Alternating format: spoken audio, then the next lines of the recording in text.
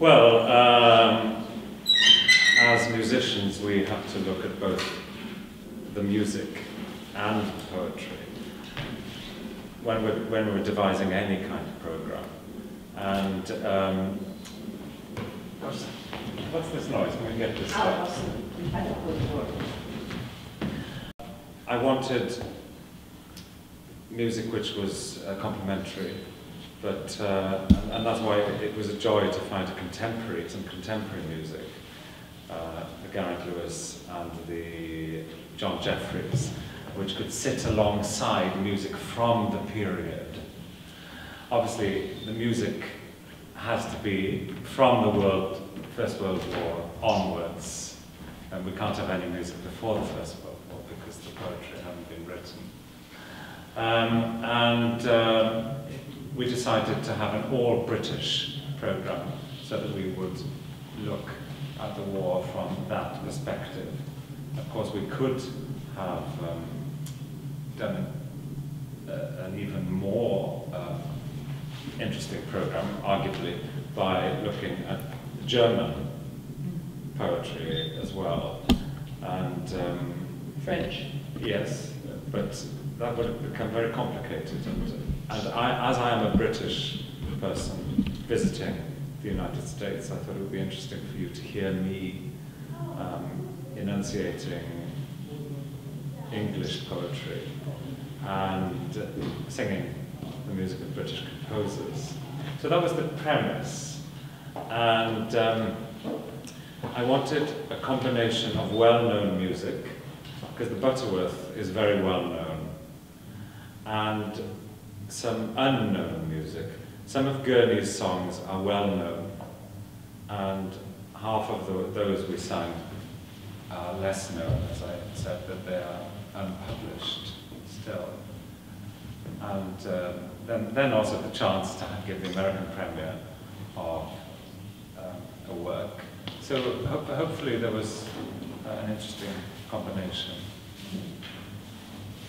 We were wondering, from you speaking last night about three men, and how two of them came to realize that they have so much in common. Yes. And I was wondering how you feel about something like war bringing people together. What are your thoughts about that?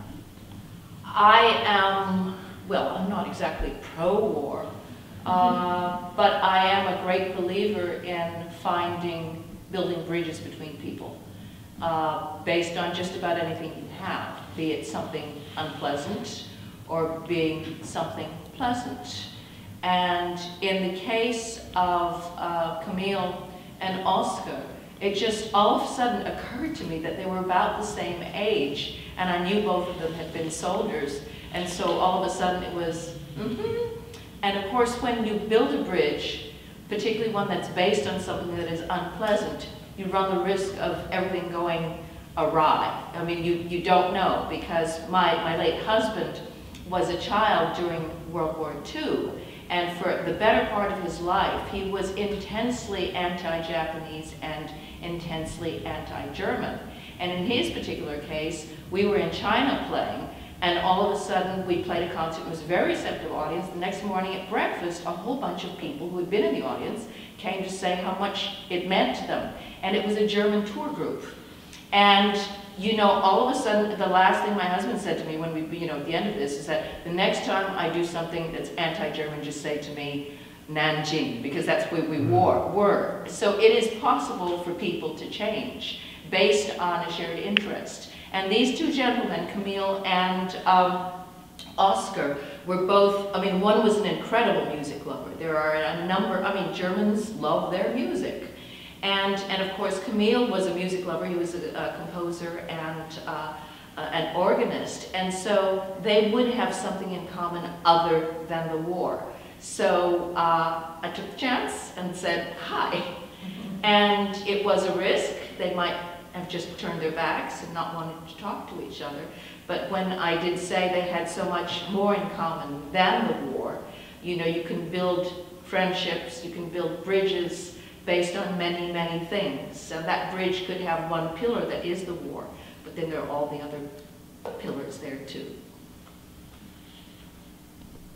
Which speaks to him, and which leaves space for the music.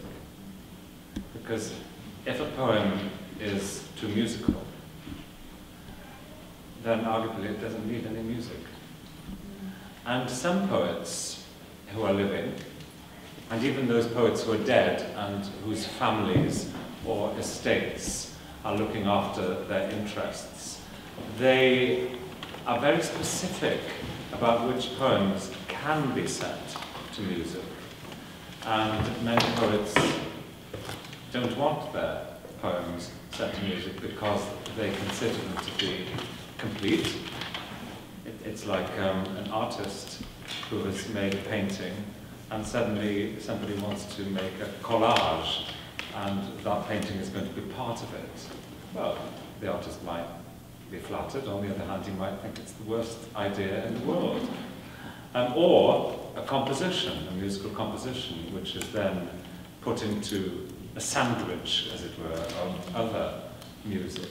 So, but having said that, a lot of poetry can be enhanced by music, and music can bring out certain words if the composer does his job properly. And there are many poor composers who don't understand poetry. Most good composers say that the most difficult thing in writing song is finding the right poem. And once the poem has been found, then the actual song composition is quite easy. Samuel Barber said that he spent so much time reading volume after volume of poetry, and he said that his reading of poetry was almost vulture-like, and that he would read and read and read until he came across something which inspired him. And it's very difficult, because composers, all artists are inspired by different things. And sometimes if the images are too strong in a poem, well, it's hard then to... it depends on the music of the composer, because composers come in all shapes and sizes. And it depends on the music, if it's more impressionistic music, or if it's really hard music, you know, if it's disjointed, or if it's romantic music. You heard the American premiere last night, you heard, was obviously very romantic, neo-romantic music. And I think it quite suited the poetry of Rupert Brooke. I hope you enjoyed it. Yeah, and actually, you know, each person will react to a different work of art, a work of art in different ways. So you were citing the Requiem, which starts out a certain way, but when you go to Dead Man's Face, I don't know if you noticed, it got very, very strident. But one's reaction to seeing someone who is dead, who you love, can take many, many different forms. You know, sometimes one person might scream, and other person will just say what's happened. One could be shocked. So there's so many possibilities that are suggested by the written word. I mean, that's the other thing that you may have noticed is that the setting of that Gurney poem by Finzi, and then his own poem, Gurney said in his own poem, they were very different. They were very different, and they were reacting to the same piece of poetry. This happens over and over in music history. Some people, several great composers, will take the same poem and set the same poem, and what you get is something totally different because it means something. And of course, before the age of recording, which is a modern thing, of course, many composers wouldn't know other composers' settings, unless they were well-known, published composers like Schubert, for example. But all the other minor, say, 18th and 19th century composers, their music would just exist in libraries. And so it's not a case of one composer being influenced by another. It's usually a fresh response to the poetry. And for those of you who were familiar with some of the poetry you heard last night, and you'd read them or you knew of the poems, I hope that it brought the music brought a lot more to those poems for you, because certainly you hear them sung or said. I mean, singing is just, it's just speech really, but to music. And because note values can be short or long, then we get different emphases in different places in the sentence, and also because melodies can rise and fall, we get different emphases that way. And then there's what the composer brings to it, and then there's what we do as performers as well. So we try and be true to both the poet and the composer. I do, because I have read a few of Ira Gurney's and stuff before, last night, in part in preparing. And what was interesting, I can identify with certain emotions and stuff. Yes. But when I hear it with the music, I don't even have to go, I can skip through the identification, I'm already feeling it. Yes, yes. And that was kind of an exciting to feel, because something I already read and I was identified, I knew those emotions were there, but I didn't even have a chance to even say, oh, I know those emotions, I was just already in it. Sure. Feeling what he was feeling through the music, so I thought that was why, when you were saying that music can enhance a poem, that's the part I got from that. And for this very particular period, we know that the poets were in the trenches, but some of the composers were too. And that's an incredible thing to perceive. And as I said, poetry can be scribbled down. I don't mean that in a derogatory sense. I mean, it's just in the way that you have a notebook. They would have a piece of paper, a small piece of paper, and be able to write on it. Composition needs a big piece of paper with lines. And so it's just a very, very difficult thing to do in war. And so the composition would happen during leave very often. And sometimes the composers would not come back. Very often they wouldn't come back. So they'd leave these compositions that they had composed during their leave. And in many cases, they were published after their deaths. But Gurney, of course, is the fascinating one, because he was both a famous poet, well, he became a famous poet, and a famous composer. He wasn't at the time, of course. So much. Well, whenever I work on a piece of music, I always start with the poetry, or if it's an opera, with the libretto. I do a lot of research. If it's on a historical topic, I will research that aspect of it as much as I can. If the poetry is in a foreign language, which very often it is, I need to work on the language itself. I'm fluent in French, and I'm fluent in Welsh, which is my first language. I also speak German and Italian, but I still need to verify both phonetics in those languages on some words which I'm unfamiliar with. And one will always be unfamiliar with some words in poetry, because it is poetry. And very often it is old poetry, 18th century or 19th century, or even older. I mean, even with Shakespeare, we all have to work on Shakespeare. And this year, in particular, in the 450th anniversary of his birth, I've been doing a lot of work on Shakespeare. So I start by doing a lot of work on the poetry. And that's even before I've touched the music. And once I've looked at it from every angle, from a technical point of view, from a stylistic point of view, from a historic point of view, then I can start putting the pieces together. And then I have to start on the music. And hopefully then, after the whole process has taken place in my studio, then I can start to make music. See, I'm the other way around, because You know, any of you who have studied an instrument realize that we're dealing with abstract music. You know, there are no words, and you know, it can say sonata. And so you have to figure out the construction, you have to figure out their gestures within the musical style that are meaningful to the composer. And so in my particular case, I will start with the music, and to a certain extent, it's almost a visual response to it, almost in the sense that someone looks at a piece of abstract art, and you don't know what it is, but then you come up with something that works based on what you know. And so I'm totally the opposite. I need to know how it fits together, how it feels. I look for different patterns, different changes of harmony, different textures. So I'm starting with that because that is my background.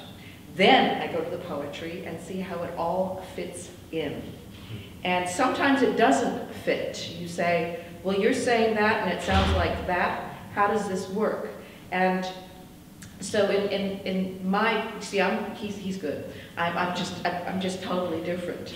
And to a certain extent, that's not a bad thing, because we have this sort of odd meeting of confluence of two different approaches. Of course, he's a pianist, but I start with the music first, and then I move in to see how everything fits. How is the composer complementing the poetry with compositional techniques such as, you know, if there's a change of mood in the poetry, is there a change of mood in the music? And if not, what has gone wrong? Can I fix it? Am I wrong to respond that way? Are there key words that the composer has highlighted? Did the composer get it right as far as the scansion, the inherent rhythm of the words? Did that work? Because I need to know that, because I need to shape things, I need to shape the phrase according to the natural rise and fall and accentuation of the text. And of course, just a technical thing is that when one articulates text, some words take longer to articulate than others. If it starts with a sort of slew, a sort of, you know, barbed wire of consonants, if you will, what we have to do as musicians, as pianists, we need to coincide with the vowel. And so sometimes, I mean, I have to know the words, I have to be reading the words at the same time I'm playing, so I can time these things appropriately, so he doesn't feel rushed. So I come from the opposite end, partially because what I am, I'm a pianist first. You know, this is the larger thing that we're looking for is style, and we're operating within the style, which are, I mean, the elements have to do with the fingerprints. I mean, what makes a composer, if you listen to a piece, what are the things, the earmarks of the particular composer? At what time did he live, he or she live? What were the conventions of performance then? And what mattered? You know, one of the great song composers that all singers and pianists know about is a guy called Schubert. And there's certain things he did. He would sometimes juxtapose a major chord, I don't know if you know, a major chord with a minor chord, just very close by. Or sometimes he would take a turn and change the harmony, doing something terribly unexpected. Or he would go to a key that has no relationship or a sort of tenuous relationship to which has come before. And the fact that he does this, one, is meaningful, and two, how does it line up with the poetry that it goes with? So that's what I mean by gesture. And then gesture, just from a purely physical standpoint, when one plays the piano, we make the different sounds. We talk about it as color. But the color that we get on the piano is largely dependent on one thing, its speed of attack. And so, therefore, if you drop straight down, you get one sound. If you cling, you'll get another sound. And we play with what's on the page. Of course, we have to figure out what the composer wanted. But then we have to start reading in beyond to match, to complement what is in the poetry and in the vocal line. And it's just what you do. And so therefore, the gesture also translates to the physical motion. And a lot of times, you know, if you have something very, very gentle, and you go at it like that, one, it doesn't look right. And you know, audiences now listen far more with their eyes than they used to. because you know, there's something called MTV that happened. And when all of a sudden it became, the listening experience became far more than the listening experience. It became a mixture of the visual and the oral. And so therefore, now you don't want to wreck things by using the wrong gesture.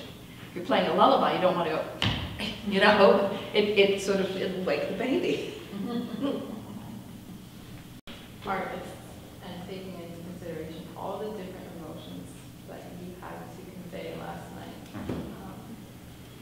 how do you put yourself into that kind of shoes, pretending that you are someone in war? And if there's any musical phrase that deeply moved you, or a specific line of poetry that moved you? I'm an actor. And I mean, I actually started as an actor. I was a child actor, television actor. And all opera singers have to be actors.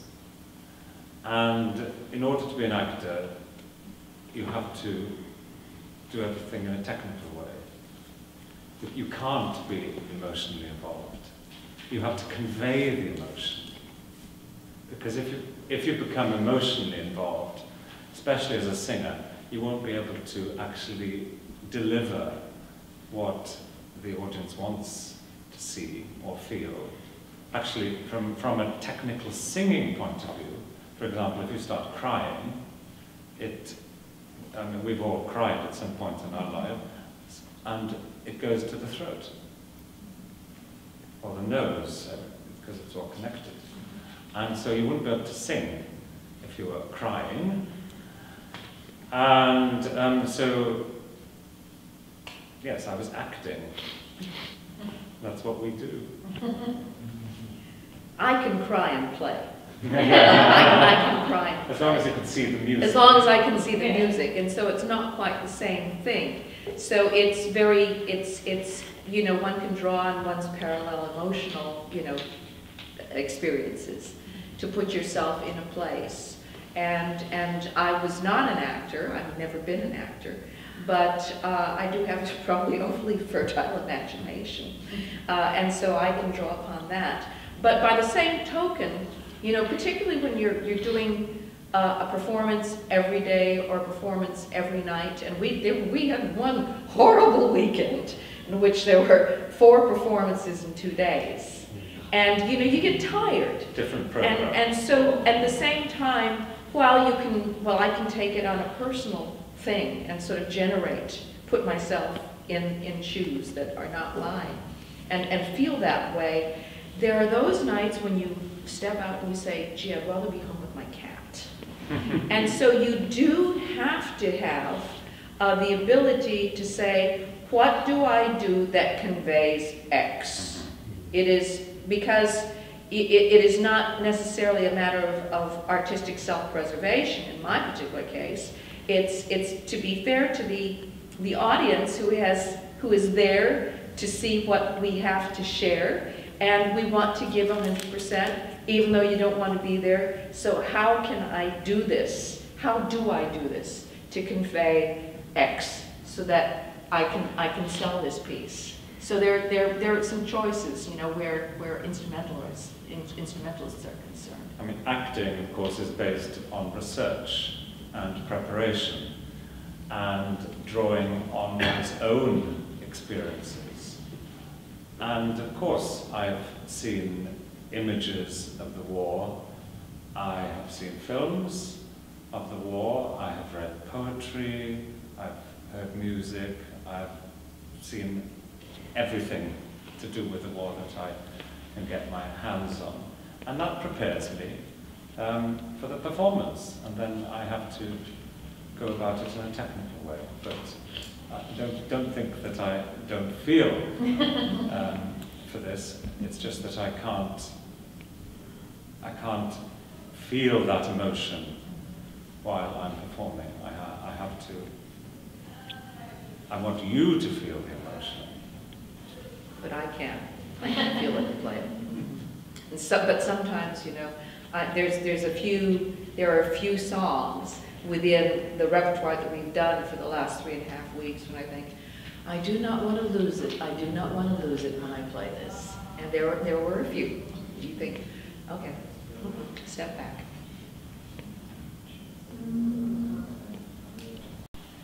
Or your next project? Well, we've had various projects on this tour. I've mentioned the Shakespeare project, which is, I adore Shakespeare and always have. And I commissioned 2 new works for this tour of Shakespeare, some Shakespeare sonnets and a scene from Midsummer Night's Dream from 2 different composers. And I raised, I suppose, about $30,000 for those composers.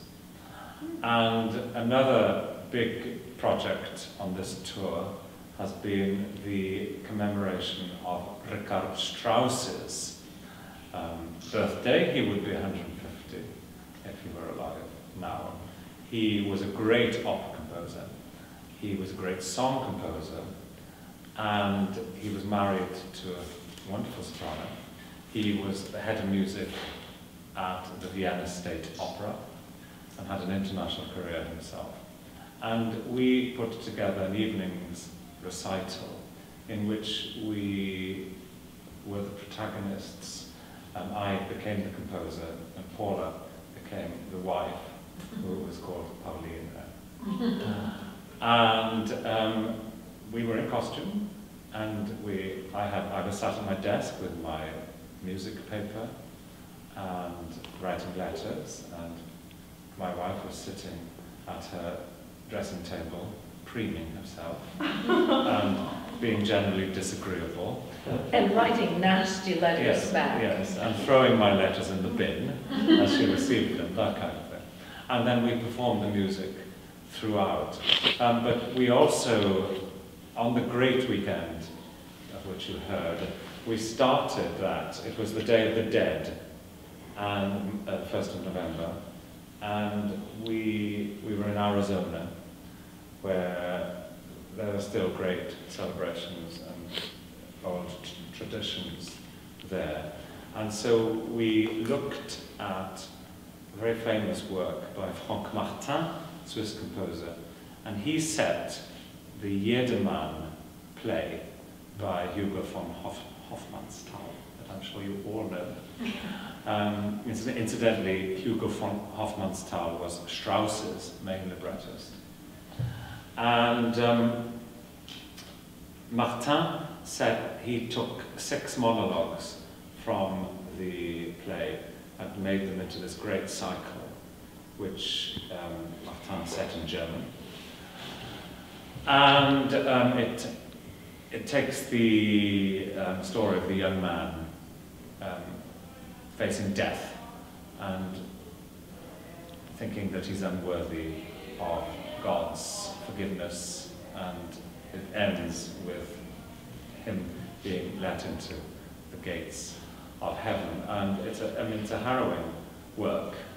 And we had a hospice chaplain with us on stage, a young man, a very charismatic young man, who looked at the poetry as a case study, because as a hospice chaplain, he has 30 patients who are all presented to him when they have less than 6 months to live. And so between each, I would sing each song with Paula, and then he would comment, and we'd have discussion with the audience. And we also sang 2 Shakespearean songs set by the English composer Gerald Finzi, of whom you heard one work last night. And these were Come Away Death, which is from Twelfth Night, and also Fear No More, the Heat of the Sun, which is, as you know, from Cymbeline. So that was the first concert that weekend. So that was a unique project. You asked about projects. The second project that weekend was looking at ghouls and ghosts, because this was the weekend first of All Saints and then All Souls. So we had some very disturbing but some humorous works as well. Some you would know, the Saint-Saëns Danse Macabre, and for those of you who know your Schubert, one of his most famous songs, Der Doppelgänger, where he meets his alter ego, and Hexenlied, the song of the witch, which is by Mendelssohn, and a bit of Gilbert and Sullivan from Ruddigore, about ghosts, and a beautiful French song by Debussy called Colloque Sentimental, with the two phantoms, two ghosts in the park, and another song by Finzi called The Phantom, a song by Vaughan Williams called The New Ghost, where the ghost meets God, and a few others, I suppose. So that was one project. And then we did a concert of journeys. We sang songs of travel, which we may speak about a little later on. Robert Louis Stevenson, you probably know that book by him. And Vaughan Williams set those songs just over 100 years ago.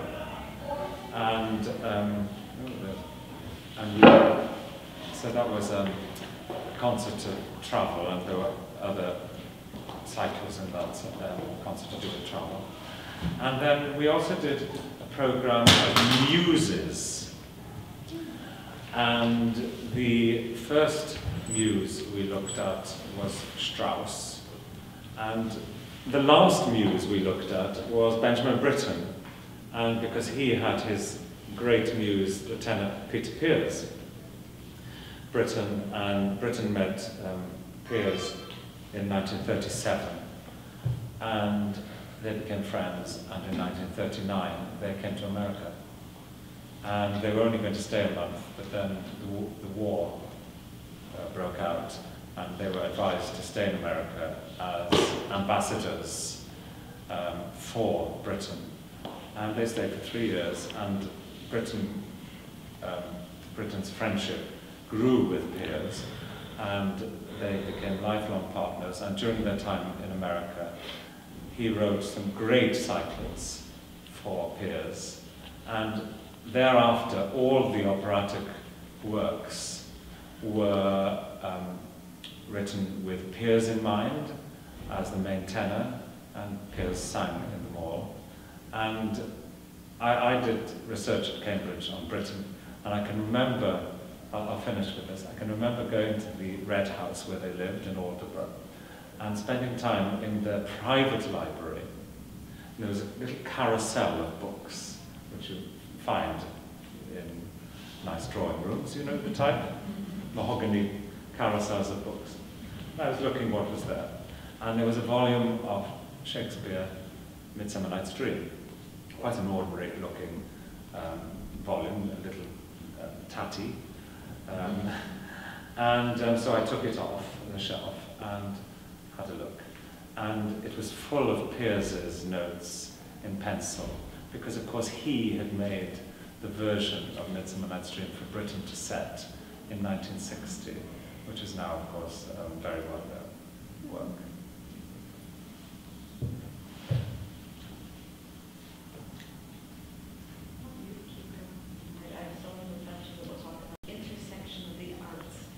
Is what's such a powerful theme for us here. We're literary folk who, most of us have an interest in music, but we're definitely English majors.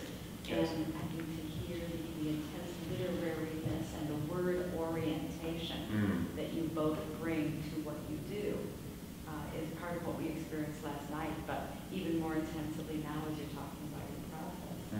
It translates. Well, I would really advise you all to enjoy as much of the arts in general, and in fact any other discipline, as you can. I told you I was lucky enough to go to Cambridge University, and the system there is fairly unique, although Oxford does a similar thing. And I was a choral scholar, but the majority of the choral scholars were not studying music. I was studying music, There were many who were studying English. The majority were studying law. But I was living, there are 30 colleges in Cambridge, there are 30 in Oxford.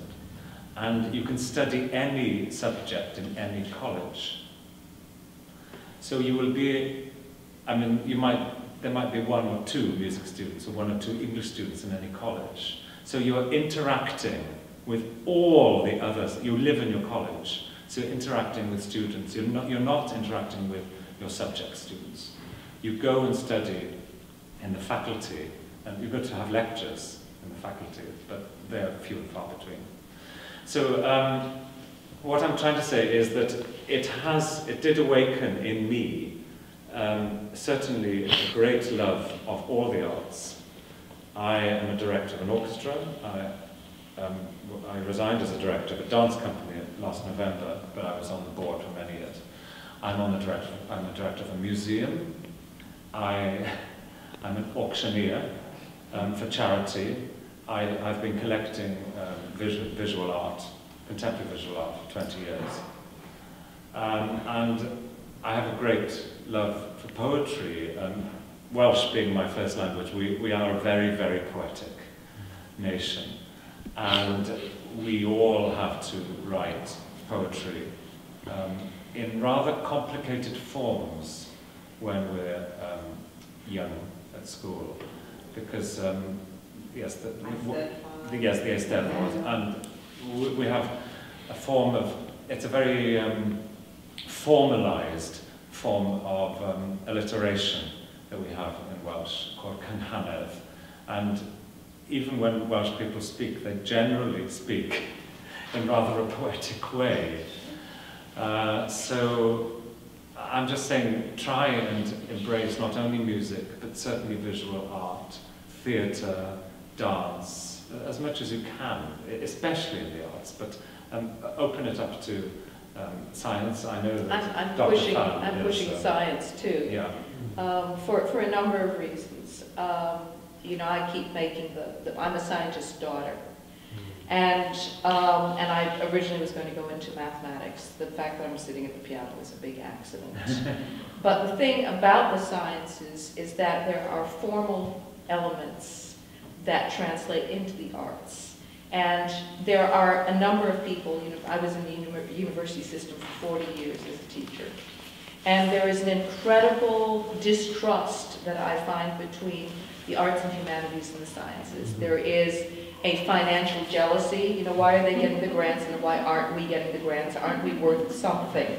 But that's not the way of the world. But you'll find within the scientific fraternity, many, many people who are in great sympathy with what we do, because they see and they admire the creativity that goes into our disciplines.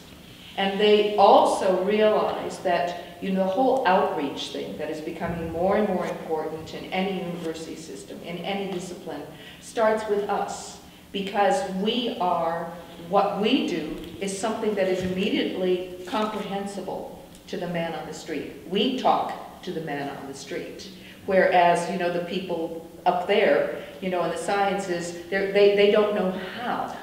And so they find when they start to interact with us, they learn.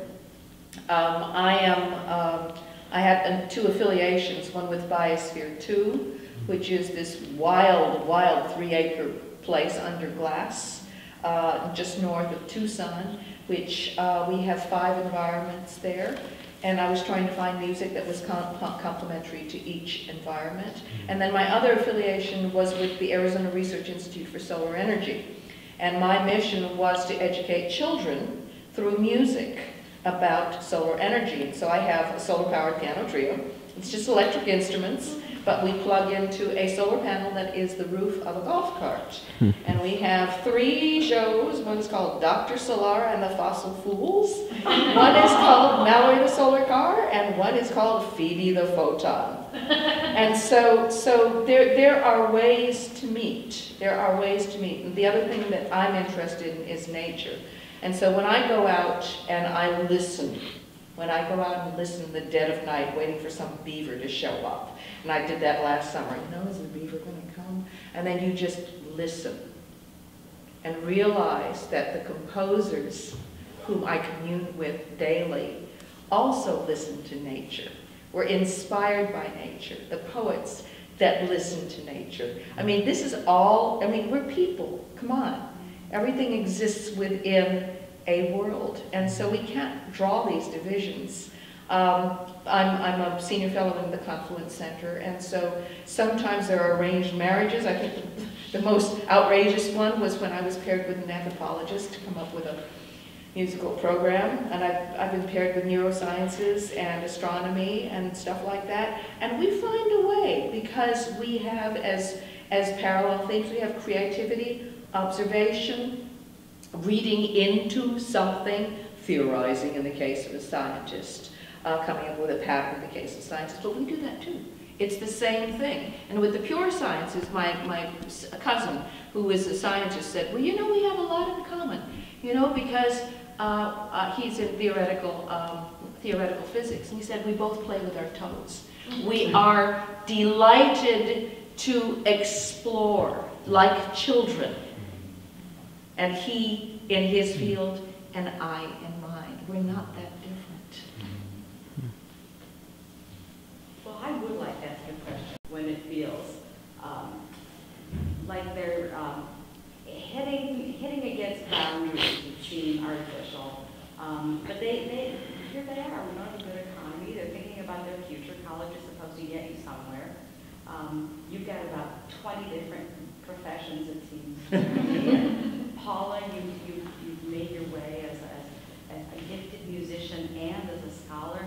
Do you have some practical advice for them that will also let them know it's okay to follow their heart and their instincts? Be curious. Be curious. That's all it really is. Of course, you know, within our disciplines, we have to be terribly focused because it's not unlike being an athlete. You have to practice. We have to practice, and you have to have the basics. And so that's the basics of our craft. If we were just sort of flinging ourselves at various disciplines, and we could never do what we have to do technically, we would be lost. And so there is a certain single-minded discipline that you have to have. But at the same time, if you are curious, it makes a big difference. And that's, you know, I think the world is changing because I know in medical schools they are very interested in people and, you know, who have had pre-med and one of the arts or humanities, because they're looking for people who are, who will be as doctors more empathetic. You know, that people are beginning to find that it is the whole person that matters. The sciences are the same way. And so we were just at MIT, and you don't think of MIT as having any arts at all. You think of them as just a whole bunch of nerdy engineer types, engineers and scientists generating grants. But they have a big music program. And yeah, fine writers there because they are interested. And this is sort of, you know, creme de la creme, I mean, this is top of the tree. They realize that it is a whole person. We are not computers, we are not machines, and we cannot contribute fully to the world unless we are human. So they don't have to put any aspects of themselves on the back burner.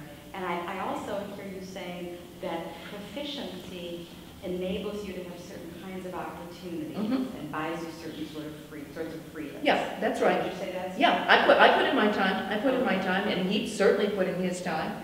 But at the same time, you didn't shut down. And you know, you have to be free to be curious, to dream, to be whatever. You know. Yes, I think it's not good to be narrow-minded. And I know in a university situation that one has to do a certain number of tasks, but you will only really get noticed if you do them in an interesting way. Yes. There are thousands of people who have been here before you who have done the same kind of tasks in uninteresting ways. You need to find your way of doing it. And when you are at university, you have every resource at your disposal. you have great libraries, you have colleagues. Your teachers will help you. You only have to ask them. They're very unlikely not to be able to help you in some way. And remember that your peers are very important as well, because in 20 years' time, you'll look back at some of your classmates and you'll think, gosh, he's doing rather well, and or she's doing rather well. And well, I didn't think very much of him at university, but really, you bounce ideas off each other.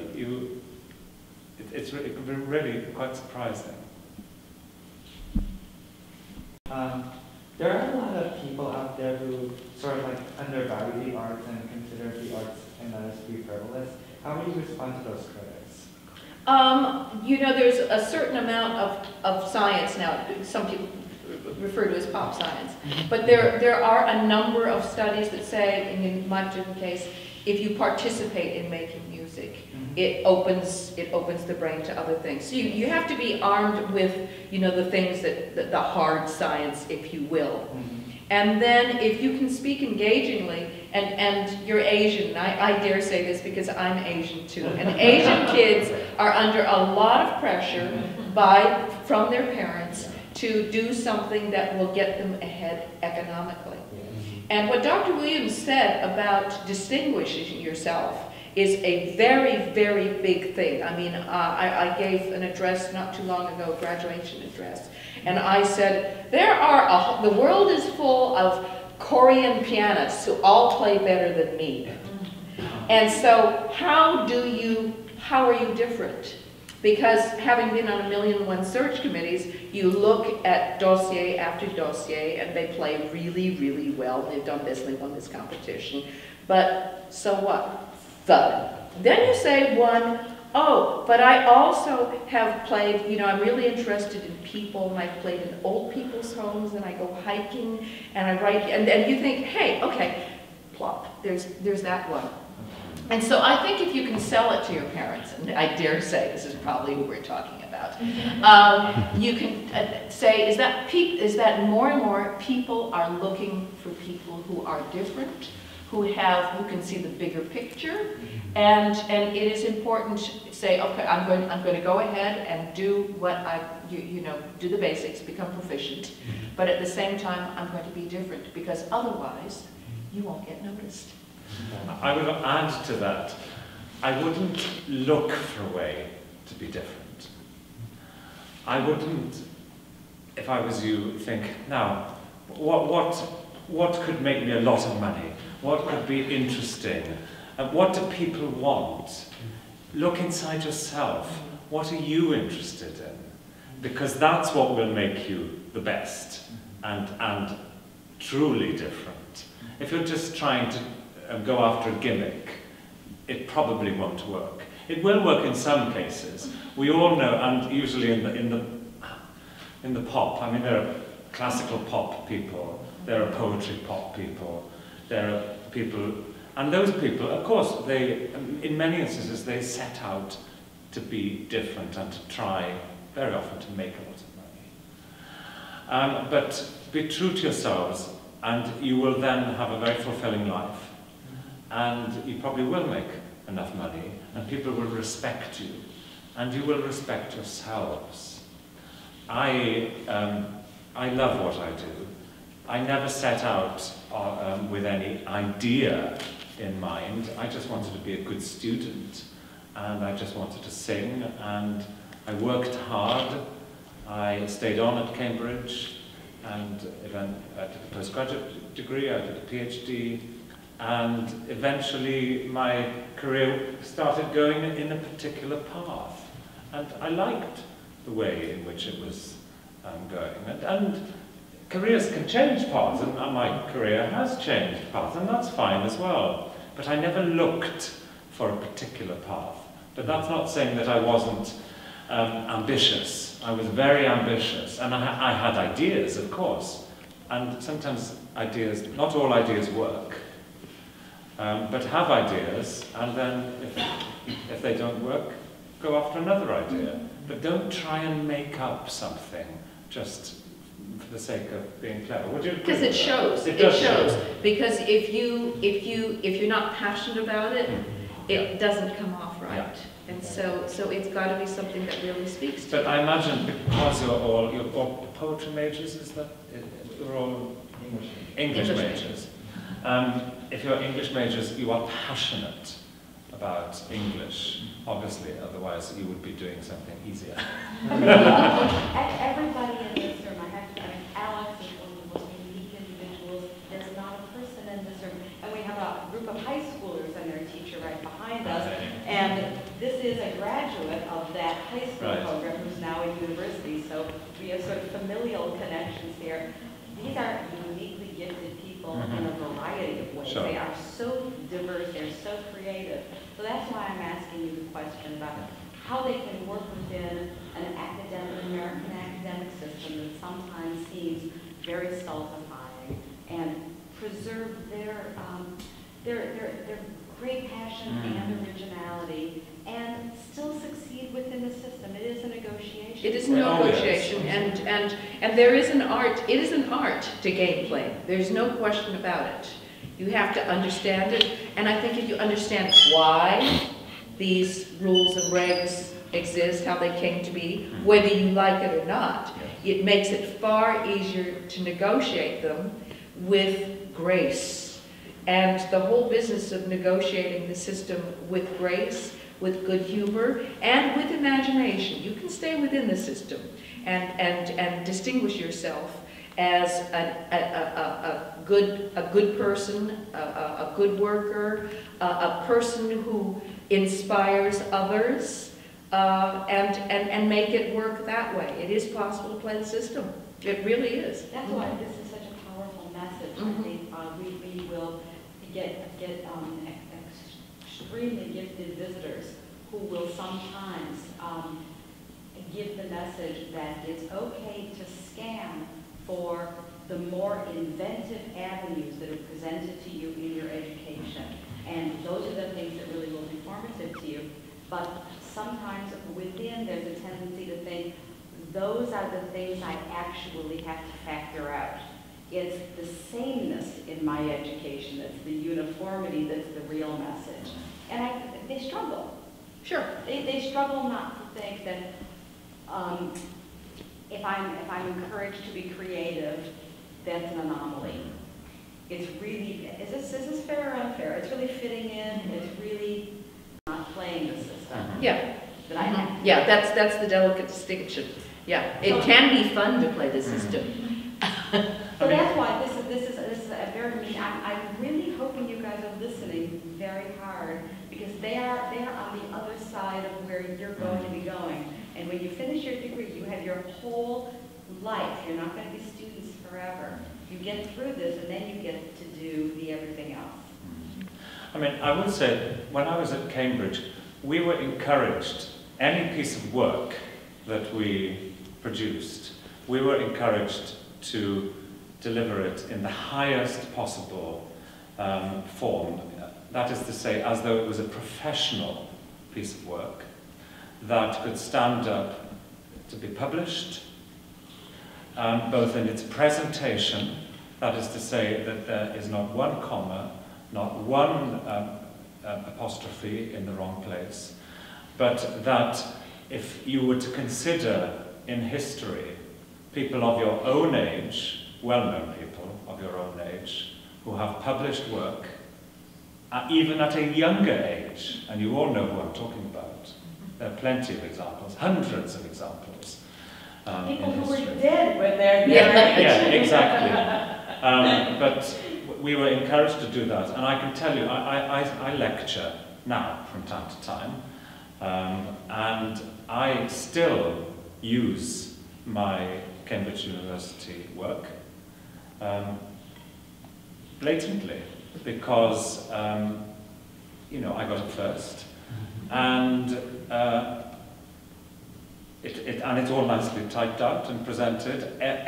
We had to produce 3 essays a week, and you know, there were about 10,000 words or something each. And there was no internet when I was at Cambridge, but I did have a word processor. And so I had to produce my essays on word processors. Because although I read music, music at Cambridge is completely non-practical. It's completely academic. So it's only historical and analytical. Cambridge is Cambridge. So you might say that it's deeply dull, but for me, I was a choral scholar, so I was singing 7 times a week in a professional choir. So I had both sides of the coin, really, and that suited me. And I think, as English students, you should look at your subject, might I suggest, in the same way that I looked at my subject, as a practical, as an artistic, practical subject, but also as an academic subject. And they can meet in the middle, but try and look at them as 2 separate entities. I don't know. Oh, no, I'm so grateful to you for saying this. Again, there's an idea sometimes of the work that you do as a student. Which you won't necessarily have when you're living outside of a university environment. It's much easier to do it here. And to put it just blatantly, because money speaks especially to students, I can say that some of those university essays that I wrote, I have now been paid for, because I have lectured, I have delivered them as a lecturer, and I've been paid. So, you know... And a great feeling. Yeah, exactly. Being paid for something, your own writing. And I promise you that is the truth. It's really gratifying. I'd like to say also a word about mentorship. And it's important, I think, to find a mentor. Sometimes it can be someone who inspires you, and someone who actually sees beyond. And it may not be within your own field. It may not be within your own field at all. And it can make all the difference to have a mentor. And to be a mentor too. Because once you are one, you grow immensely as a person, but also as a professional. Because as Dr. Williams was saying, once again, there's a sort of, it would seem there's a hierarchy, but no one tells you you can't be a mentor now. No. They are. So those high school students. Yeah, Great, exactly. yeah. Exactly. They're mentees. Yes, Yeah. yes. So therefore, you know, you are a professional. And, you know, and you are an example, but look for examples. I'm a people watcher, which sounds really sort of a little bit creepy when you sort of look there and you say, you know, that is, I want that. I want that. And so I have seen things in other people, and you say, I like that. Can I be that way? And it's sort of game playing to a certain extent. It is acting. It is acting. And you think, or even it can be something as, this sounds really sort of creepy, as simple as the way a person smiles. There was a person in my life who had this incredible smile. And it opened, I mean, she was so opening, and I mean, she was so open to people approaching her because of this smile. And I said, what is this? And I just started to watch. How does she do this? And it is sort of creepy, and you say, okay, how can I translate this? Particularly if you are an introvert. You know, this is an extrovert's world. I don't know if you know I can't remember the author, but there's a book called Quiet.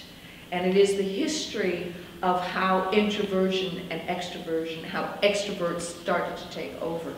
And there's an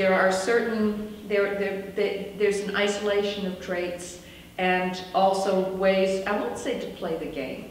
It is just interesting to place yourself within the spectrum and realize what you can gain. And I'm not talking about money. I'm talking about as a person, by interacting with other people in very positive ways as mentors, being mentored by someone, sharing. And what we do, essentially, and this is the most wonderful thing about our profession, we're sharing. We're sharing what is special to us. And even if it isn't special to us, we've taken it and said, we're going to make this special. And it is, and if you're, and I am an introvert. No ifs, ands, or buts about it. But I have had, I was told actually as a student, you need to change. And this was by my first great piano teacher. He said, you need to change. If you're going to perform, come on. You can't sort of creep on stage and just sort of do it and hope people will, you know, it's a big package.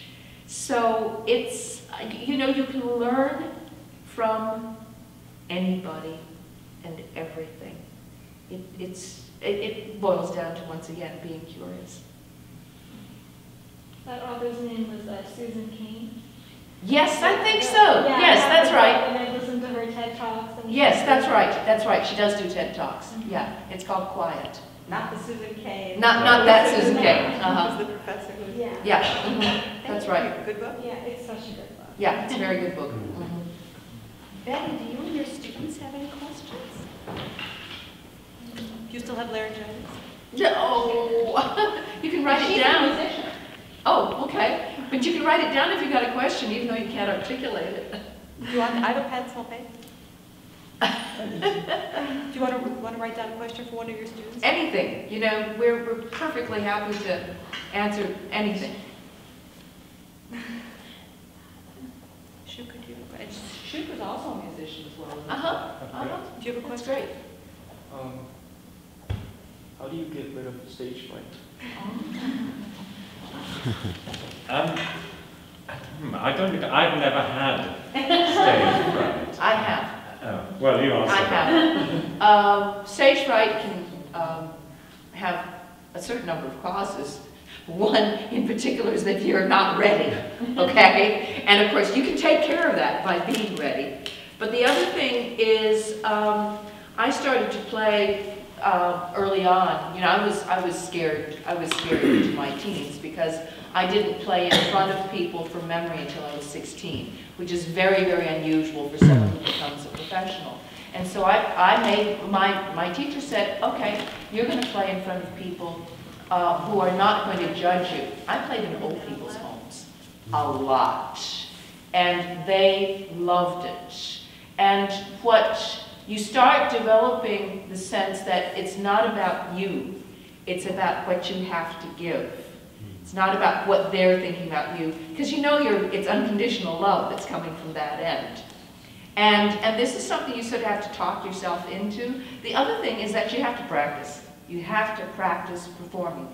Even my first great teacher, who was a tremendous pianist, and this was a bit of a pain as students, before he gave a recital, he would perform it for people, his students, probably between 5 and 7 times, so that he was routined in what he was going to do. Of course, we students knew the recital really well at the end of the week, and this was before the performance.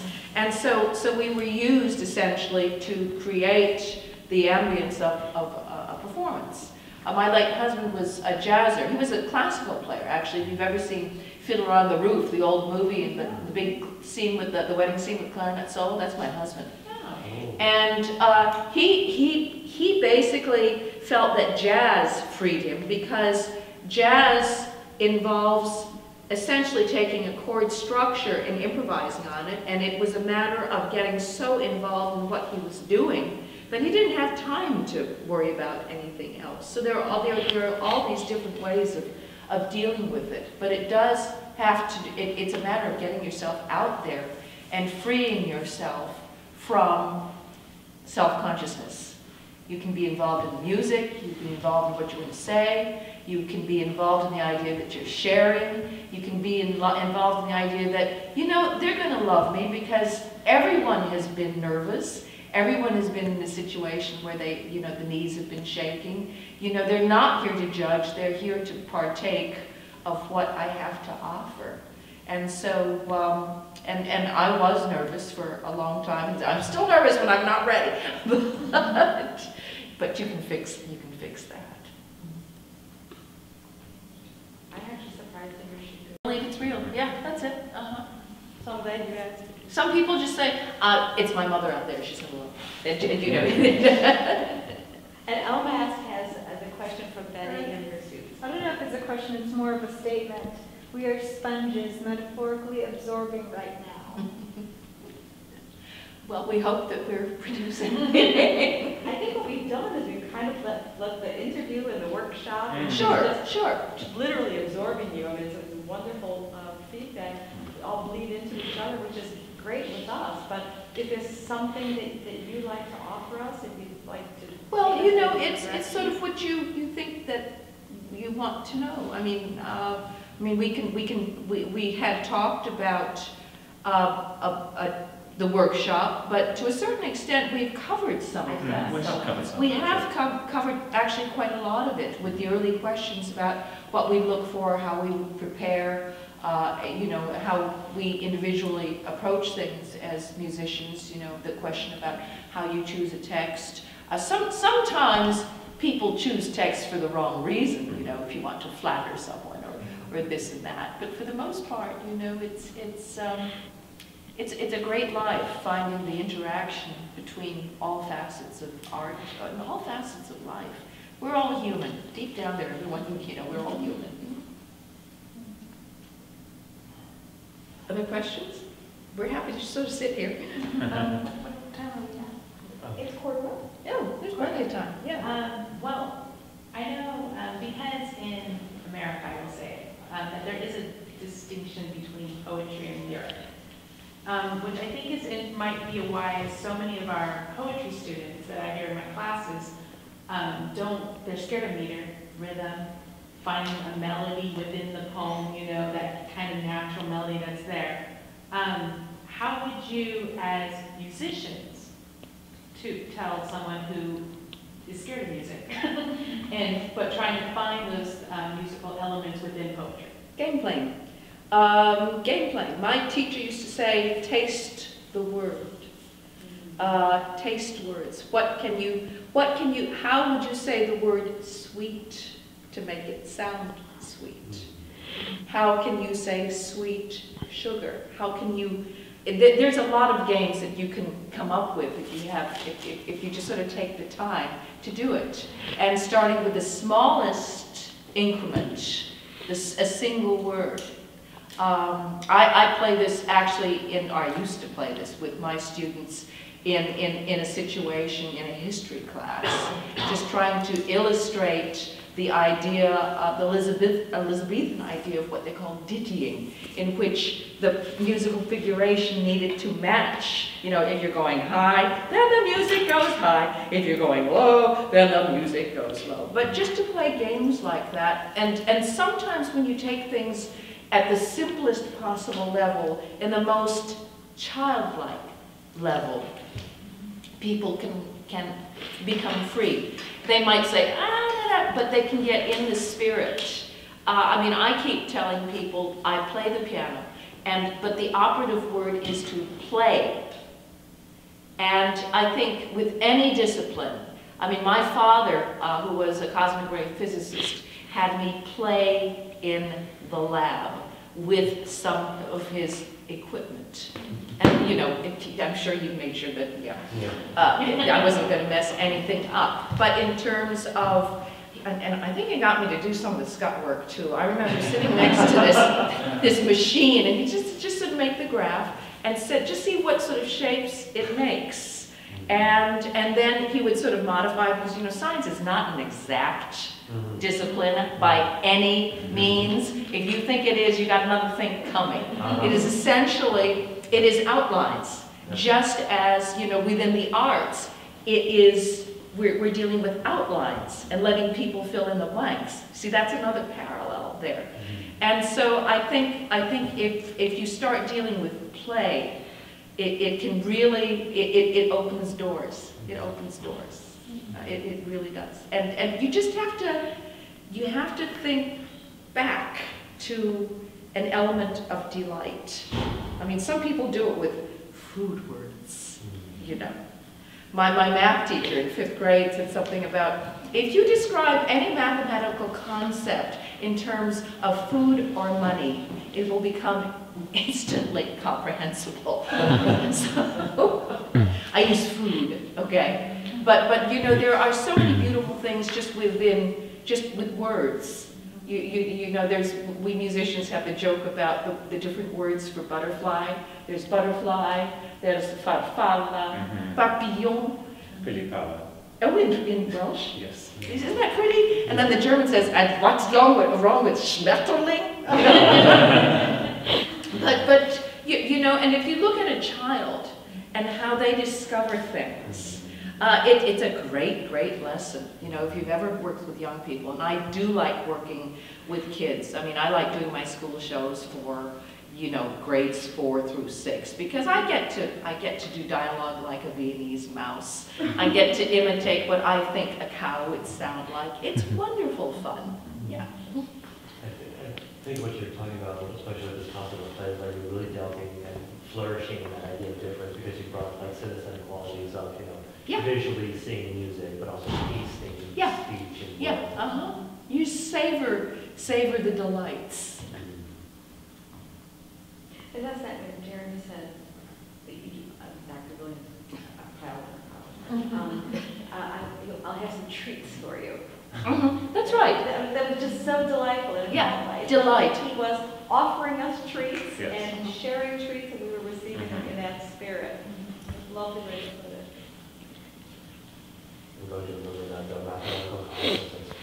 Yeah, that's right. Yeah. Who taught her son arithmetic using candy. Mm-hmm. And when she finally put it down, she switched to cookies. And he said, "I'm sorry, Mommy, I can only do it with candy."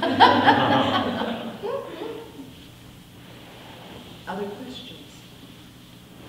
I just sort of want to make a comment from the back listening here. It's I just want to say thank you for being here and just sort of expressing or sharing your experiences with us today. And I also want to say I think it's so true what Dr. Williams was saying earlier. You don't necessarily seek something very specific or exact. You sort of have to keep your mind open and keep whatever you're doing open. And of course you have to be ambitious and follow it. But doing one thing can lead you to so many different avenues. And I thought that was so great. And just thank you for saying that. Well, that's what you should be doing. Lucas is a film major. Oh, great. One of the editors of the university's literary magazine. Oh, that's exciting. And, you know, I didn't go to Cal State LA thinking that would happen, but it just sort of did. It was an interest which just happened, and that's exactly that kind of thing that should happen in a university. And it's the ideal place for you to spread your wings and to look a little outside your subject, and then you'll find it coming back into your subject. John, you were in human science? I was originally looking at mathematics. I got the hell out of there. I think that's actually how you said it to me when I first met you. Yeah, I can hear I'm really sure you're not going to hell out of there. And do you write poetry? Yes. Do you enjoy writing poetry? Yeah, so sometimes I will play with like, you know, sacred geometry and mathematical form.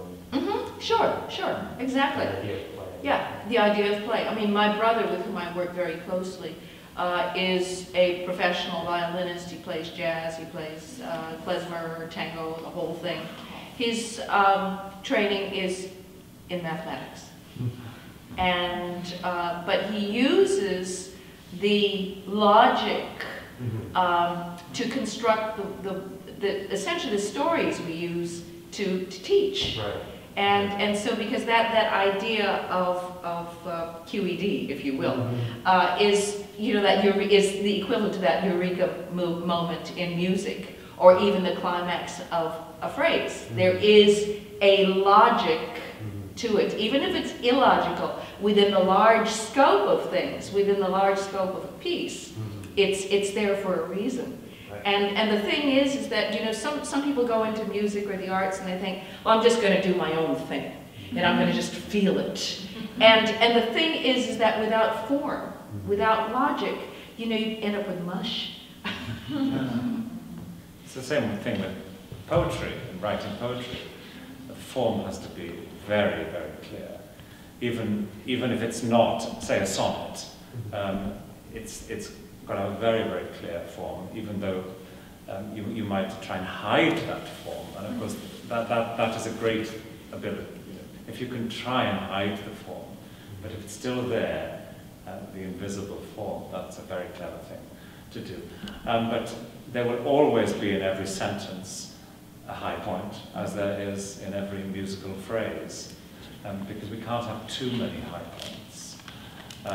And we were talking about, Dr. Fan was talking earlier about the positioning of vowels for a singer. Well, and she was talking about consonants lining up. For example, if there is one word which, say the first word is first, so you have rust, and then the next word is, I don't know, triangle. You've got rust, first triangle. Can you hear? First triangle. So if I was singing it to be first tra, so you can you hear that there's a moment where there's almost no vowel. Of course, as a singer, I have to compress that. And Dr. Fan has to make sure that the moment I get onto the first vowel, that as poets, you have to be aware of that as well. The great, great poets and the great, great librettists, when they're trying, for example, I mean, this is a very elementary thing to say, but when they're trying to convey a softness of touch, say, they use closed vowels, they use softer consonants, not so many consonants, perhaps longer words with many syllables. But when they want to convey something more dramatic, there'll be consonant clusters, there'll be harder vowels, there will be short words, and so forth. So musicians, composers do that.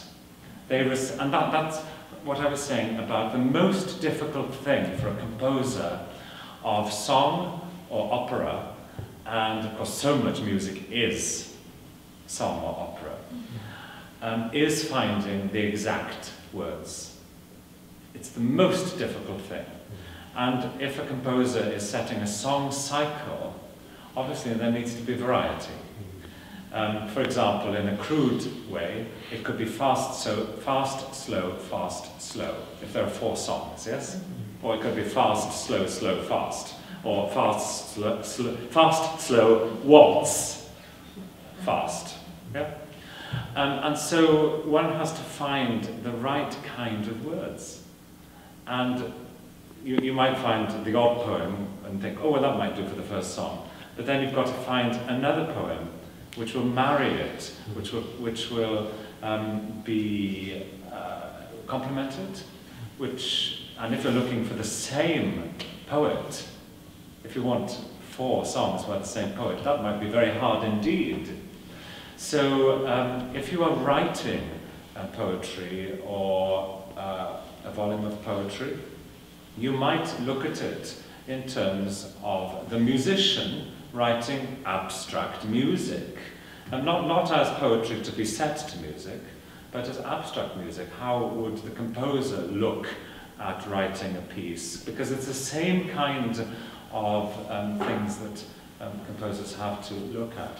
But on the other hand, if you're looking to write poetry to be set to music, you have to consider these technical things that a singer has to deal with, because it is hard having all these consonant clusters, and it can break up what we call legato, which is the Italian word for smooth, and all singing is generally legato, unless it's staccato, and I'm sure you all know the word staccato, which means kind of spiky. We use Italian terms in music, as I'm sure you all know. So, well, I hope you find that interesting. Well, I'm wondering if this really might be inspiring for them to set up. There's so many musical colleagues throughout the university, and I love that you explored. it would be great for you to explore it with the music, with the composers here. And even, you know, as poets yourselves, how many of you read your poetry aloud? Oh, Yes, yes. because that is wonderful, you know, it is so illuminating. And one of the things that I'm finding that when students come into school, in School of Music, some of them have never read poetry aloud. And read it Yeah. properly, like an actor. That we could work on. Yes, and try and read it in a Germanic way, or in a British way. That is to say, whenever you have a word which begins with a vowel, you make a stop. So whenever one has a word, not has a word beginning with a vowel. So yes, and because that's the way in which poetry and drama, plays, music should be enunciated. Yeah. Not in Italian, not in Have you Italian. ever Pound read his poetry? So, no. He's from Moscow, Idaho. Right. And he invented this sort of over-the-top Baroque voice. All right. So that's our example of the histrionics at one end of the spectrum. Yes, but especially when you're considering singing and working with composers, there are special considerations. But do go and meet your student composers. They'd be delighted to hear from you. So, but Would they? to me, and you were very, very artful, but you were shockingly natural last night. I was astounded at how every single word was crystal clear. But it didn't seem exaggerated or artificial. That's quite. Well, we're only here to share with you, performers or as poets who speak their own poetry. I mean, this year, of course, is the centenary of Dylan Thomas, great Welsh poet. And of course, he was famous in America in the, just before his death, in the years leading up to his death, for his poetry readings. And for those of you who will become poets of note, you will be asked to read your poetry or read from your books. So it's worth developing a good speaking voice. Jeremy? They did meet, didn't they? Or they were going to Once, meet. Dylan Thomas was on his way to Los Angeles. Yes, yes, that's right. But I'm wondering whether they probably had a telephone conversation. I can't remember. Yes. Neither could Dylan Thomas. There's a fantastic new film on Dylan Thomas, which has just come out this year. Have you seen With Eddie Redmayne, isn't it? Really? It's a BBC film. Yeah. Yeah. Have you seen it? No, I haven't seen it, but I know he did it, and it's getting a lot of Yeah. accolades It's for wonderful. it. I saw it on the plane on the way over. And it was good. It was wonderful, except the plane landed about 5 minutes before me. I'd watched too many films and then I saw, oh, there's a Dylan Thomas film. I was wondering, Dr. Bowen, could you recite something in Welsh? Yes, of course I can. Ymhalas llwynongynt, y drigau pendefig, fe oedd y sgweiar ac arglwydd y wlad, ac iddo un eneth a anwyd yn unig, a hi nôl yr hanes oedd eires ei thad. Aeth cariad i'w gweled yn lan a ffurlencyn, ond codar y sgweiar yn afar ac erch, i seithi'r bachgenyn, ond gwyrodd ei linyn, a'i ergyd yn wyrgan i fynwes ei ferch.